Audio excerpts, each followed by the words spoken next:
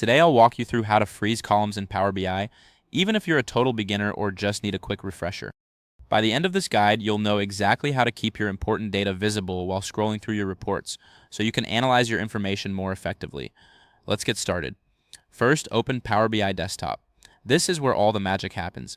Don't worry if your dashboard looks slightly different, the core features remain the same.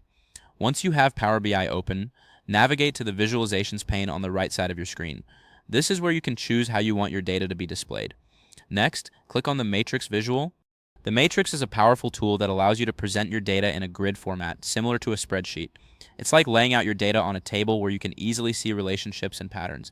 Now, add the column that you want to freeze in the rows section of the matrix. This is crucial because it determines which data will remain visible as you scroll. Think of it like pinning a note on a bulletin board. No matter how much you move around, that note stays put. After that, add the other details of your report under the Values section. This could include metrics, totals, or any other relevant data you want to analyze. With this setup, the items you've added in the Rows section will be frozen.